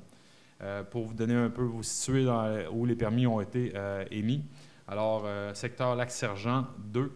Côte-Joyeuse, 2. C'est dans le secteur de la rue Fizette, le nouveau développement dont on a entendu parler dans les médias, d'ailleurs. Bourg-Louis, qui continue aussi à bien performer, 2 permis. La Grande Ligne 2 et au Lac-Sept-Îles, 2 permis. Donc, ça, c'est ce qui fait le tour des permis qui ont été émis au courant du mois de septembre. Par la suite, nous avons traité des points dans le cadre du PIA. Au secteur Lac-Sept-Îles, 3 demandes. Les 3 ont été recommandées favorablement. La première est celle de Mme Sylvie Boilard et de M. Lucien Doré, donc au chemin du Lac-Sept-Îles, construction d'une résidence unifamiliale isolée, 13,56 mètres par 11,89 mètres, avec garage annexé de 7,31 mètres par 8,53 mètres, revêtement extérieur de fibro-ciment gris avec insertion d'acier noir et fibro-ciment fusain, toiture en membrane soudée, Soprema en bitume de couleur. La deuxième demande, celle de Mme Suzanne Bélanger et de M. Jacques Bourbonnière, 4099 rue Plot. Donc, agrandissement de la résidence pour la salle à manger de 3,51 mètres par 3,80 mètres et ajout d'un garage annexé de 7,77 mètres par 7,82 mètres. Revêtement des murs en main-bec horizontal, couleur charbon de mer et verticale, couleur brun mousse coca et toiture métallique agencée avec l'existante. Donc, ça aussi, c'est recommandé favorablement. Et la troisième demande, celle de M. André Fournier, du 4783, chemin du Lac-Sept-Îles, construction d'un garage isolé de 7,31 mètres par 9,14 mètres, revêtement extérieur en planche de mélaise naturelle et revêtement de la toiture en tôle émaillée rouge, recommandé favorablement. Et au centre-ville, une seule demande, celle de Mme Joanne Méthode et de M. Pierre-Luc Ouellette, 462-464 rue Saint-Cyril, remplacer le revêtement de la toiture de la résidence en tôle galvanisée par du bardeau d'asphalte de couleur bleu Mistral et c'est recommandé favorablement. Il y a eu 3 demandes de modification au règlement, une demande de modification au règlement de lotissement. Donc, on y revient plus tard. La première, c'était de créer une zone à même une partie de la zone HA35 à l'intérieur de laquelle la largeur des terrains destinés à des résidences unifamiliales isolées pourra être de 15 mètres de largeur. Je vais laisser la directrice donner plus de détails sur cette question. Le CCU recommande défavorablement cette demande. Par la suite, modification du règlement de zonage 5315 afin de préciser la disposition de l'article 10.3.1, garage ou abri d'auto privé annexé ou incorporé à l'architecture du bâtiment principal. Alors, c'est une recommandation favorable. Et finalement, une demande de modification au règlement de zonage 583-15 afin d'ajouter l'usage organisme à but non lucratif dans la zone HA-15 Carrefour FM. Donc, recommandation favorable. Il y a également 2 points au VARIA. Des avis préliminaires. Le premier, c'était une demande d'avis préliminaire dans le secteur de l'entrepôt de M. Louis Cloutier. Et l'autre, c'est un avis préliminaire du dossier de la Caisse populaire du restaurant Le Mondial. Alors, c'est ce qui fait le tour de la réunion du 19 septembre 2017. Parfait. Alors maintenant, on en est rendu justement les demandes. Vous avez fait mention des demandes faites dans le cadre du PIA, du programme architectural. Les demandes qu'il y a eu de fait, ça a été approuvé en totalité. Alors, on prendra une résolution pour toutes approuver ces demandes-là en même temps. Vous allez proposer, M. le maire. OK, M. Jobin. Maintenant, l'adoption du projet 5.3, 5.4, on les reporte à la prochaine séance. À 5.5, l'adoption du projet 539-17, qui concerne l'installation et l'utilisation de la prise en charge de l'installation des systèmes de traitement tertiaire avec désinfection par rayonnement ultraviolet. Madame Célia Solinas nous a expliqué ça. C'est un genre de faux septique qu'on est obligé d'installer dans certains cas, entre autres au Lac-Sept-Îles. Puis pour les accommodés, on va nous expliquer en quoi ça consiste. Oui. En fait, ce sont des possibilités qui sont prévues dans le règlement là, sur le traitement des eaux usées des résidences isolées qu'on appelle communément le Q2R22. Oui. Ce règlement-là prévoit qu'une municipalité doit prendre en charge l'entretien d'un système qu'on appelle tertiaire avec désinfection par rayonnement ultraviolet si elle veut pouvoir les permettre là, sur son territoire. Jusqu'à tout récemment, nous n'avions pas eu de demande, donc on ne s'était jamais vraiment penché sur la nécessité de prendre en charge l'entretien de ces systèmes-là. Par contre, suite à la caractérisation qui a été réalisée au Lac-Sept-Îles, il y a quelques cas finalement qui pourraient être solutionnés par l'implantation de ce système-là, qui est un peu un des systèmes là, qui est dans le bas de l'échelle, dans les presque derniers recours. C'est un système très dispendieux. C'est un système, oui, qui monte. Plus on monte dans les possibilités, plus on monte aussi en frais et en frais d'entretien. Donc, la Ville voit maintenant peut-être plus la pertinence là, de prendre en charge l'entretien de ces systèmes-là. Alors, c'est nous qui allons avoir la responsabilité de l'entretien annuel? Oui. En fait, pour pouvoir émettre le permis d'installation septique de ces systèmes-là, le propriétaire doit signer un engagement là, à autoriser la Ville à faire ces entretiens-là et à lui refacturer via le compte de taxes parce que les frais d'entretien peuvent être aux alentours de 600 $ par année. C'est la Ville, donc, qui va prendre en charge, et c'est la deuxième condition, que la Ville, avant d'émettre le permis, ait conclu un contrat, finalement, d'entretien avec l'entreprise concernée là, pour faire l'entretien du système. Par la suite, le permis pourra être émis. Et au niveau des entretiens, on parle de 2 entretiens par année.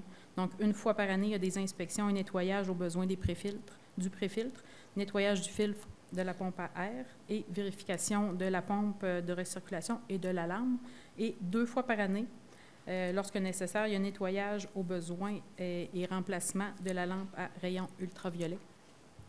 Et de faire un échantillon d'eau et de le faire analyser pour s'assurer du bon traitement, finalement, du système. Alors, dans ce règlement-là aussi sont prévus là, autant les devoirs de la municipalité que les obligations du requérant. Nous, on comprend que ce n'est pas nous qui va le faire, c'est un spécialiste qui va venir. Tout à fait. Une firme spécialisée. Tout à fait. Donc, la firme là, qui sera tout dépendant du système, qui est de la compagnie qui a installé le système, le contrat d'entretien sera conclu là, avec cette compagnie-là pour faire l'entretien 2 fois par année. Il faut que ça passe par la Ville pour être sûr que ça va être exécuté. Que ce soit fait. Donc, c'est la Ville qui va prendre les rendez-vous, qui va déplacer la compagnie, qui va payer la facture et qui va ensuite le retarifer là, via le compte de taxes. C'est quand même beaucoup de travail pour la Ville, pour votre département. Oui, mais ça nous permet de solutionner là, quelques cas où il n'y avait pas vraiment d'installation septique qui était possible là, avant d'en venir à des vidanges totales là, qui n'est peut-être pas recommandable là, dans la plupart des cas. Parfait. Alors, je propose le projet de règlement et l'avis de motion. Parfait, Mme Julien. Maintenant, 5.7, l'adoption du premier règlement 647, modifiant le règlement de lotissement aux fins de modifier la largeur minimale d'un terrain dans la zone HA39, secteur de la rue Mario. Oui. Il faut comprendre que c'est les promoteurs là, qui ont vendu des bâtisses, des maisons sur une rue plus étroite. Là, comme tantôt on en a parlé, ça avait été rejeté par le comité d'urbanisme. Nous, on les a promis de regarder ça, mais ce soir, on peut donner peut-être l'adoption puis l'avis de motion, mais nous autres, on va voir plus loin que les promoteurs. En tout cas, vous nous expliquez en quoi ça consiste. Oui. En fait, cette modification-là se fait autant, dans ce cas-ci, par la modification au règlement de lotissement, et par la suite, on va voir le prochain point, ça va être la modification au règlement de zonage. Oui. Donc, tout d'abord, modification au règlement de lotissement, afin de modifier la largeur minimale des terrains dans la zone HA39. Donc, je vous montre ici, c'est une zone qu'on va créer un petit peu plus tard là, avec l'autre règlement, qui comprend 12 terrains. Donc, c'est situé là, sur la rue Mario, dans le secteur Côte-Joyeuse, c'est en face de Dion-Moto, là, plus ou moins, dans ce secteur-là. Donc, on voit les 12 terrains là, qui étaient à l'origine destinés à recevoir des habitations unifamiliales jumelées. Donc, les terrains là, avaient une largeur de 15 mètres. Oui. Le promoteur désire maintenant utiliser ces terrains-là d'une largeur de 15 mètres à des fins de recevoir des résidences unifamiliales isolées. Oui. Donc, une zone sera créée là, via le règlement de zonage, et c'est de permettre donc d'avoir des résidences isolées uniquement pour cette zone-là sur des terrains qui ont une largeur de 15 mètres, plutôt que 18 qui est actuellement en vigueur là, dans notre règlement de lotissement pour des résidences unifamiliales isolées. C'est le minimum actuellement dans notre réglementation. Il faut faire un spécial pour cette, oui. pour cette section-là. Alors, on peut le faire. On va rencontrer des promoteurs parce que ce n'est pas encore acquis. Là. Donc, moi, il faut. On nous a dit qu'il y en avait ailleurs. On vérifie, puis on va vous revenir plus tard. Puis ça se peut qu'on abandonne dans la deuxième adoption, là, mais on verra à ce moment-là.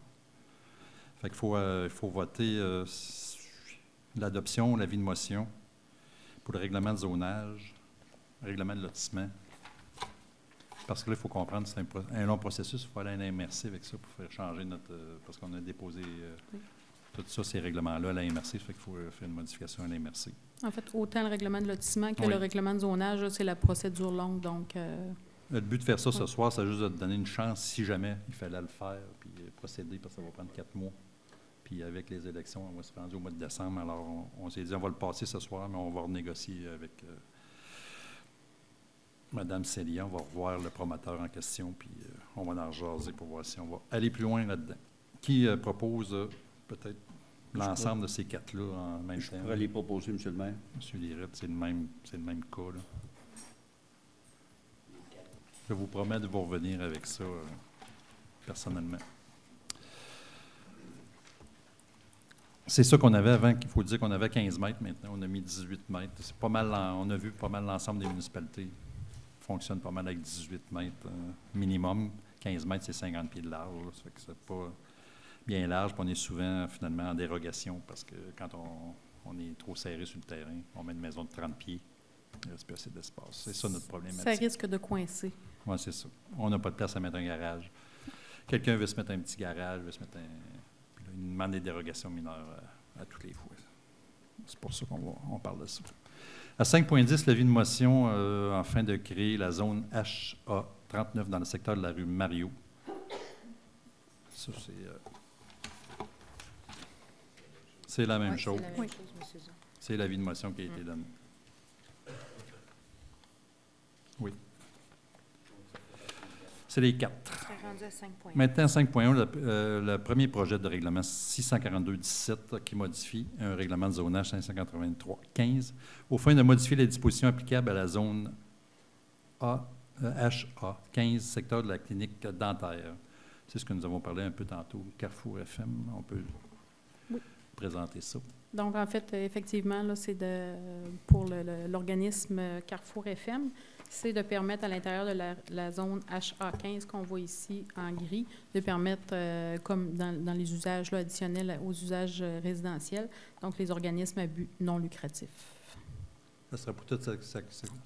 On le change pour la zone en entier parce que ça n'a pas les organismes à but lucratif, non, là, ça n'a pas un impact très, très grand là, au niveau du voisinage, au niveau des nuisances. Là. Non. Donc, de l'autoriser pour la zone, on ne voyait pas l'utilité nécessairement de créer une zone unique là, pour la propriété visée.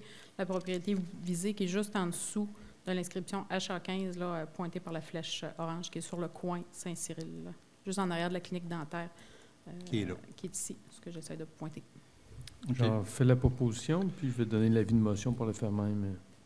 Parfait. M. Beaumont. Maintenant, l'autorisation en vue de la signature d'un acte de cession des lots 6 057 349, prolongement des rues Mario et Fizette, le même développement que nous avons vu tantôt. On a fait une belle section neuve, des rues neuves dans cette section-là, puis une station de pompage, et 6 057 348 terrains aux fins de parcs et terrains de jeu du cadastre du Québec. Il faut savoir que les promoteurs font une rue, puis quand tout est conforme, à ce moment-là, on demande de céder la rue à la ville, puis c'est à ce moment-là qu'on peut émettre des permis. Alors, d'expliquer en quoi. Oui, tout à fait. Donc, on ne se déplace pas très loin. On retourne sur les rues Mario et Fizette, dont on vient de parler. Donc, pour vous situer, Côte-Joyeuse, c'est le bloc de terrain, finalement, qu'on voit en bleu. Oui. Ça, c'est les rues qui ont été faites là, actuellement. Oui. En rose, on voit les rues, les prolongements des rues Mario et Fizette de la phase, finalement, qu'on va appeler la phase 1. On voit en bleu le terrain où est située là, la station de pompage et finalement en jaune le terrain qui est à céder aux fins de parc et terrain de jeu. Okay. Donc, attendu que les travaux sont maintenant terminés, à l'exception de quelques éléments, ce qui ne nous empêche pas nécessairement de céder là, en ayant les garanties financières là, pour assurer la fin des travaux. Oui. Attendu que ces terrains-là, naturellement, sont toujours aux promoteurs et que tant que la rue et ces éléments-là ne sont pas cédés, on ne peut pas émettre de permis de construction. Oui. Donc, on pourra céder sous peu et le tout conditionnellement au dépôt des divers documents manquants et des garanties financières. Entre autres, au niveau des documents manquants, avant de céder une rue, on s'assure qu'il n'y ait pas de créance, donc que tous les comptes à payer soient payés et que finalement, on reçoive une rue là, qui est claire de dette. Il faut s'assurer que les fournisseurs de cette rue-là ont été payés. Oui. Ou un cautionnement ou quelque chose. Tout à fait. Donc, dans ce cas-ci, c'est le maire et la greffière qui seront autorisés à signer pour la ville l'acte de cession. Et Maître Nathalie Renaud qui va être mandatée pour effectuer la cession. Parfait. Qui donne l'autorisation? M. Bernard Ayotte. L'autorisation à 5.14 en vue de la signature d'un acte de cession aussi du lot 6 45 271, un autre lot du cadastre du Québec, aménagement d'une virée au bout de la 2e avenue, ça c'est dans Val-des-Pins. Oui. En fait, ce n'est pas un très gros développement, comme vous allez voir. Développement de 2 maisons. On se situe le petit rond jaune à la droite là, du plan, dans le secteur de Val-des-Pins, en bas. C'est une virée au bout d'une rue, ça? Oui, en fait, pour le promoteur, là, donc il n'y avait pas moyen de faire déboucher cette avenue-là là, pour des raisons de topographie et de nature du terrain. Donc, il y avait une possibilité, en aménageant une virée, de créer 2 terrains. Ça arrangeait un peu tout le monde. Là. On avait une virée, nous, pour les divers véhicules de service, et lui pouvait créer 2 terrains. Ouais. Donc, même chose, on le voit ici, là, c'est la virée, finalement, qui va être accédée, qui est en rose. Dans ce cas-ci, même chose, les travaux sont terminés, à l'exception de quelques finitions là, qui vont faire l'objet de garanties financières là, pour terminer les travaux ultérieurement. Ça donne accès à 2 beaux terrains. Oui, 2 terrains additionnels là, qui peuvent être construits. Donc, on pourra sous peu là, procéder à la cession de ces lots-là qui appartiennent toujours au développement habitanien incorporé, moyennant et conditionnellement, même chose au dépôt des documents et garanties financières qui ont été prévus à l'entente que nous avons signée un peu plus tôt cet été. Donc, dans ce cas-ci aussi, maire et greffière pour signer au nom de la ville et maître Nathalie Renaud qui sera mandatée pour effectuer le tout. Parfait. Qui donne l'autorisation? Monsieur le maire. M. Lirette. Maintenant, 5.15, l'approbation d'un budget révisé à l'automne de l'année 2017 de l'Office municipal d'habitation de Saint-Raymond. On sait que dans les offices municipaux, nos HLM, en fait, on paye 10 du déficit annuel. Alors, vous pouvez nous en faire part, Mme Plamondon? Oui, donc c'est un budget révisé qui a été déposé le 29 juin dernier. Donc, la Ville doit approuver ce budget révisé. ce qui fait que ça augmentera le déficit payable par la Ville à un montant de 62 397 $, donc réparti là, entre Place du Moulin, 49 582 et Résidence Saint-Louis, 12 815. Parfait. Qui propose? Alors, je propose. Madame Julien. C'est votre dossier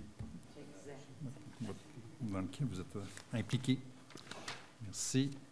Maintenant, loisirs et culture, on est rendu là, oui.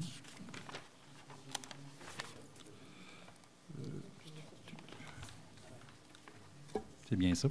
Oui, oui. Octroi d'un contrat pour l'installation d'une distributrice électrique à l'Arena. Alors,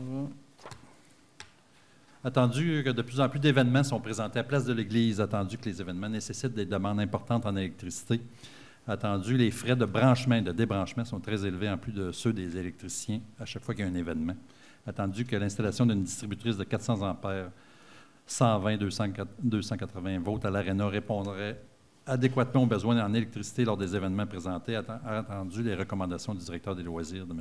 Jean Alain. Il est proposé que le contrat pour l'installation d'une distributrice électrique tel que mentionné précédemment soit octroyé à Newtech Électricité Incorporée, et ce pour la somme de 10 551, plus les taxes applicables. La présente résolution tient lieu de contrat que les sommes nécessaires afin de pourvoir au paiement de la présente soient prises à même les surplus accumulés et non réservés. Ça me prend une proposition à Stéphane. Avec la proposition, M. le maire. Monsieur Voyer. Maintenant, compte rendu du service des loisirs et de la culture et informations sur les événements culturels. Alors, Mme Julien et M. Beaumont, s'il vous plaît. Oui, pour commencer, on va parler de l'Arena. Tel que prévu, l'Arena a ouvert ses portes le 16 septembre dernier. Le nouveau système de réfrigération est en fonction et les derniers travaux d'ajustement seront effectués cette semaine. Prochainement, au Centre multifonctionnel Roland-Dion, les activités sont le 13 octobre, il y aura le souper rose. Le 14 octobre, l'humoriste François Bellefeuille. Le 21 octobre, la soirée de la FADOC. Le 27 octobre, ce sera l'Halloween dans le cadre du 175e. Le lendemain, 28 octobre, c'est le bal du maire, toujours dans le cadre du 175e. Le 4 novembre, souper spaghetti au profit du club de patinage de Saint-Raymond. Et maintenant, les parcs et terrains sportifs seront fermés à compter du lendemain de l'Action de grâce, soit à compter de mardi de la semaine prochaine. La fête des bénévoles sera présentée vendredi le 3 novembre prochain. Les présidents d'associations recevront sous peu une invitation officielle à ce sujet. Plus de 1500 personnes se sont inscrites aux différentes activités offertes dans la programmation d'automne du service des loisirs. Nous souhaitons à tous une belle saison automnale. Et enfin, le centre de ski Saint-Raymond. La prévente des billets se fera du 7 au 11 novembre et le ski bazar sera le 11 novembre 2017, le samedi. Parfait. Merci, Mme Julien. Alors, au niveau culturel, en fait, l'exposition dans la verrière du Centre multifonctionnel qui a lieu jusqu'au 27 octobre prochain, c'est l'exposition Racine, en fait, qui a été créée dans le cadre du 175e. L'exposition accueillait les artistes, 3 artistes, en fait, chez nous, Stanislas Tronikowski, Claudette Julien et Gino Carrier, qui, à leur façon, présentaient certains... soit paysages ou certains pans de notre histoire là, au niveau des clins d'œil au niveau du 175e. Ces artistes-là étaient présents là, pour les Journées de la culture qui avaient lieu les 30 septembre et 1er octobre, en fin de semaine dernière. Et pour l'occasion, avait lieu aussi une tournée historique, en fait, là, de Saint-Raymond. Il y avait d'autres activités gratuites là, durant les Journées de la culture. Comme Mme Julien l'a mentionné, dans les spectacles à venir, là, il y a François Bellefeuille qui présente son nouveau spectacle en rodage le 14 octobre prochain. Il reste quelques billets, près d'une vingtaine. Alors, dépêchez-vous si vous voulez aller voir cet humoriste. Sinon, une soirée intéressante qui est organisée par Portneuf Culturel et les ouvrages de Portneuf. En fait, c'est une veillée de danse traditionnelle qui a lieu le 7 octobre prochain à 20h. Ça se passe au centre de ski. Il n'y a pas beaucoup de place, alors dépêchez-vous si vous voulez assister. Et on va accueillir les musiciens Étienne Bourré-Denis et Gaëtan Morissette, qui sont très connus là, dans l'ouest du comté. Puis au chœur, M. Pierre Chartrand. Alors, assez original. On parlait tantôt des soirées d'Halloween qui vont avoir lieu. Oui, il y en a une au Centre Multi à Saint-Raymond le 27 octobre. Il y en a une le 28 octobre aussi pour les familles. C'est durant le jour, en fait, jusqu'en soirée. La Maison hantée au Camp Portneuf. Alors, il en coûte 4 $ par personne. Peut-être souligner la participation de 2 Raymondoises, en fait, Mme Audrey Paquette et Caroline Boily, à un concours de musique, Musica Evenco. Caroline Boily fait partie des finalistes pour l'instant. Alors, une douzaine de finalistes à ce concours-là. Alors, on lui souhaite bonne chance et bravo là, pour la belle représentation de Saint-Raymond. Sinon, en terminant, le cinéma Alouette qui revient en fait avec sa programmation au niveau des aventuriers voyageurs. Tous les lundis et jeudis, en fait, il y a une programmation au niveau de faire découvrir certaines destinations. Et ça vaut toujours la peine de les encourager, d'aller voir des films. Des fois, au lieu d'écouter Netflix, bien, on peut se déplacer et puis aller encourager notre cinéma local. Alors, c'est tout pour la culture. Parfait, merci. Maintenant, on est rendu à la seconde période de questions. Est-ce qu'il y a d'autres personnes qui veulent s'adresser à nous? Non. Parfait. Moi, j'ai quelques petites annonces, pas mal de petites annonces même. On voulait parler des élections municipales avec Chantal, justement, que les informations concernant les prochaines élections municipales se trouvent sur le site web de la Ville, sous l'onglet « Élections municipales ». Vous pouvez aller cliquer là-dessus, dont la liste des candidats confirmés. Pour de plus amples renseignements, vous pouvez également joindre le bureau de la présidente d'élection, Mme Plamondon. Au poste 110. 110, oui, tout à fait. Donc, peut-être un petit rappel aux candidats intéressés. Vous avez donc jusqu'à ce vendredi 6 octobre, 16h30 pour déposer votre déclaration de candidature. Donc, les bureaux seront ouverts là, ce vendredi jusqu'à 16h30 et je vous y attendrai, donc, pour les candidats toujours intéressés. Donc, vous pouvez toujours suivre là, sur le site Internet là, le nom des candidats qui s'ajoutent dès que nous recevons une déclaration de candidature. Pour le reste des événements, bien, nous tiendrons là, le site Internet à jour là, dès qu'on aura des informations à soumettre. Les élections sont le 5 novembre. Oui, donc le jour du scrutin, 5 novembre, toujours au centre multifonctionnel. Et le jour du vote par anticipation, c'est le dimanche précédent, donc le 29 octobre. Je ne me souviens pas de la date exacte, mais je pense que c'est le 29 octobre de mémoire. Le dimanche avant le 5 novembre. Oui, c'est ça. Donc, il me semble que c'est le 29 octobre de mémoire. Donc, tous les votes se font là, au centre multifonctionnel. On peut y aller à ce moment-là, le 29 octobre. Quelqu'un qui... Oui, bien, normalement, le vote par anticipation, là, par le passé, était réservé aux gens qui ne pouvaient pas se présenter le jour du vote, là, donc le jour du scrutin. Mais aujourd'hui, c'est ouvert là, à tout électeur là, qui veut se présenter au vote par anticipation. Parfait. Merci pour ces informations. Le brouillage du réseau d'aqueducs, ils m'ont mis un avis aujourd'hui que ça se poursuivrait jusqu'au 27 octobre prochain. Non, ils n'ont pas fini de procéder à des opérations de rinçage du réseau d'aqueducs. Alors, on rince le réseau. Si vous constatez que l'eau est trouble, il est fortement recommandé de faire couler uniquement l'eau froide et seulement par le robinet de votre bain. Laissez-la couler pendant quelques minutes et là, tout va revenir à la normale. C'est rien que ça, la recommandation. Alors, ce mois ici, c'est le mois de la sensibilisation pour le cancer du sein, en fait, pour la préservation. Puis, on voit qu'on arbore toute notre petite épinglette. En fait, il va y avoir beaucoup d'activités. Les détails, la 4e édition cette année pour Saint-Raymond-Ville-Rose. OK, la 4e édition a été lancée hier par l'illumination de quelques bâtiments. Pendant tout le mois d'octobre, l'hôtel de ville, le centre multifonctionnel, ainsi que le clocher de l'église et les habitations Saint-Raymond seront illuminés en rose. En nouveauté cette année, la nouvelle enseigne de Saint-Raymond, entre autres, que je voulais mentionner, entre autres dans le Grand Rhin, une nouvelle enseigne à l'entrée de la ville, puis va être illuminée en rose à ce moment-ci. Alors, depuis 4 ans, Saint-Raymond joint l'organisation Québec-Ville-Rose dans sa campagne de financement pour le centre de maladies du sein Deschênes-Fabia, situé à l'hôpital du Saint-Sacrement. C'est à cet endroit que toutes les femmes de Portneuf qui reçoivent un diagnostic de cancer du sein sont traitées. Comme l'événement Québec-Ville-Rose, Saint-Raymond décline son implication par la campagne de 3 volets, l'élimination des bâtiments, l'organisation d'activités et une campagne de financement. Concernant le volet campagne de financement, il est maintenant possible de faire un don en ligne.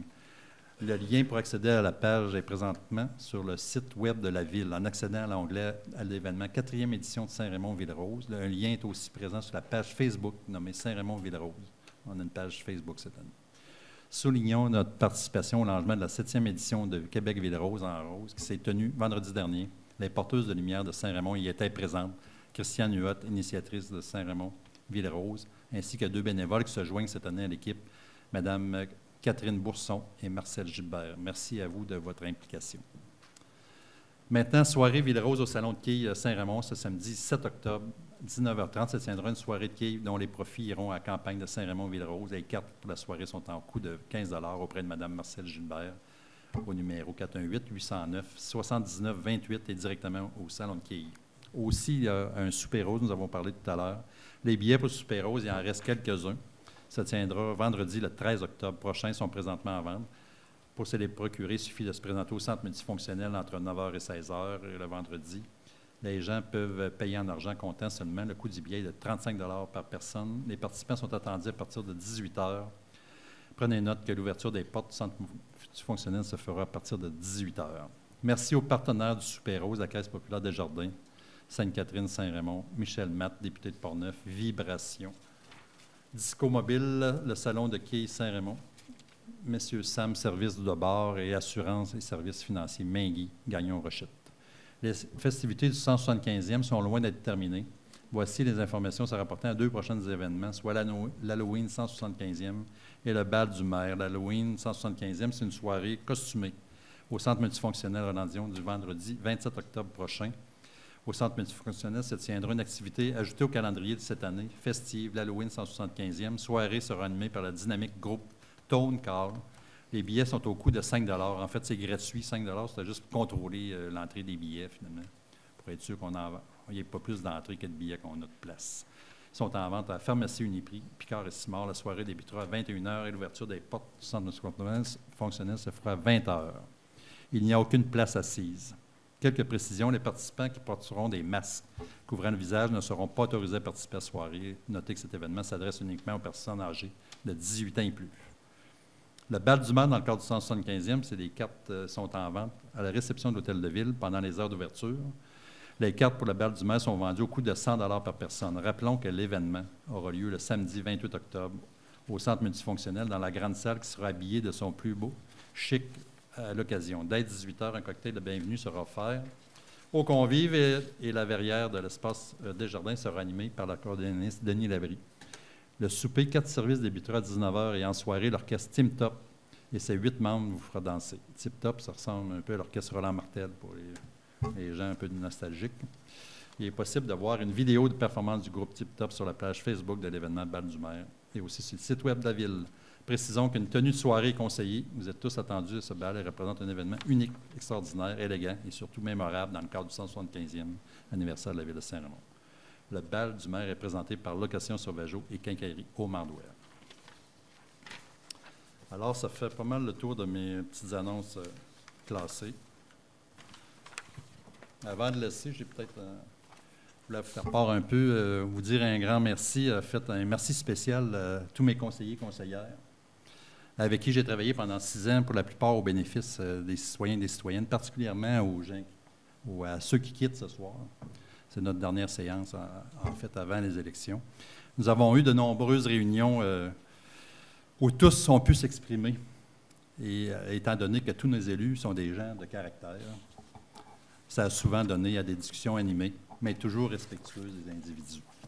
Nous avons travaillé fort à réaliser différents projets qui ont toujours amélioré la vie de nos citoyens. Nous avons bien investi dans des services aux citoyens et au développement de notre ville, tout en respectant la capacité de payer des citoyens, tout en maintenant un compte de taxes acceptable. J'ai exigé beaucoup de chacun d'entre vous et vous avez dû consacrer beaucoup de temps pour participer à divers comités de la ville et participer aux diverses activités de nos nombreux organismes pour qui d'innombrables bénévoles consacrent leur temps. Merci aussi aux employés de nous supporter dans nos volontés de donner un service aux citoyens de plus en plus exigeant. Merci de nous supporter dans nos nombreux projets. Comme on le disait, nous n'avons jamais arrivé en élection avec autant de projets en cours qui devraient se concrétiser au cours des prochaines années. En ce qui me concerne, j'ai décidé de poser ma candidature au poste de maire pour la 3e fois et de demander votre appui pour les prochains 4 ans.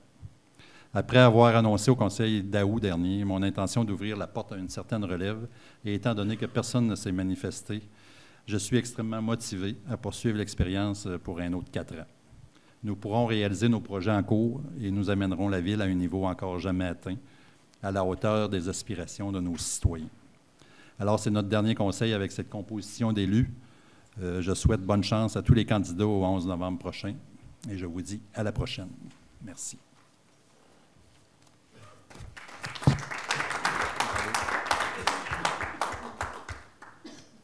Alors, si vous permettez, Monsieur Oui. le maire, j'ai préparé un petit mot aussi. Oui, allez-y. Ce soir était la dernière séance du Conseil à laquelle je participais. Je désire remercier la population de Saint-Raymond pour son appui. Depuis 1980, que je travaille avec et pour les gens de Saint-Raymond, d'abord comme secrétaire trésorière, puis comme greffière et enfin comme conseillère municipale. Je peux dire que j'ai eu une vie professionnelle intéressante, enrichissante et remplie de beaux défis dans laquelle je me sentais très bien. Je remercie les employés de la Ville qui sont des personnes professionnelles et qui tiennent à la bonne marche de la municipalité.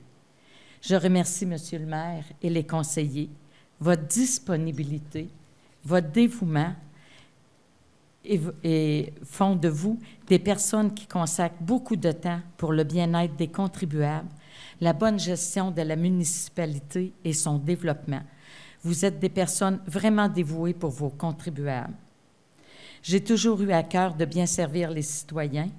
Au cours de toutes ces années, j'ai senti du respect et de la confiance. Je suis fière d'avoir travaillé pour les citoyens de Saint-Raymond, de les avoir représentés et je vous remercie. Merci pour ces belles années.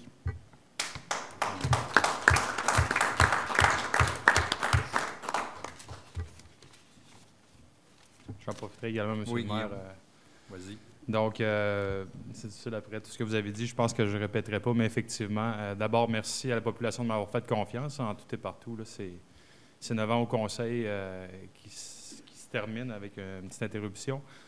C'est pas évident, c'est pas sans émotion.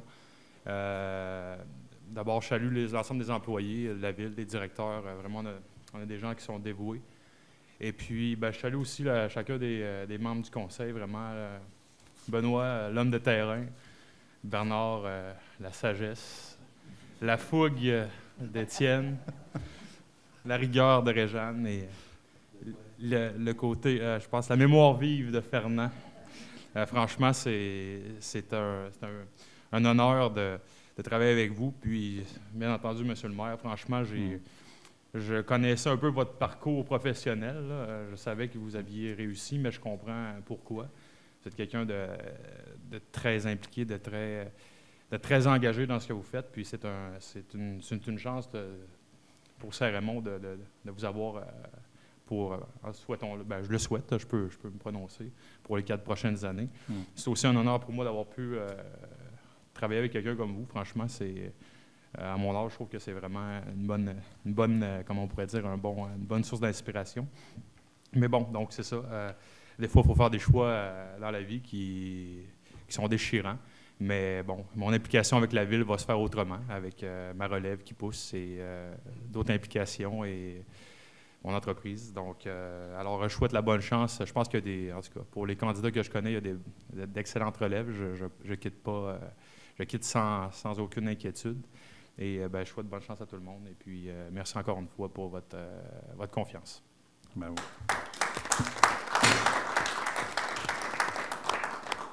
Mais je pense que, Guillaume, compte tenu de ton âge, moi, je pense que c'est juste un au revoir, là, un break.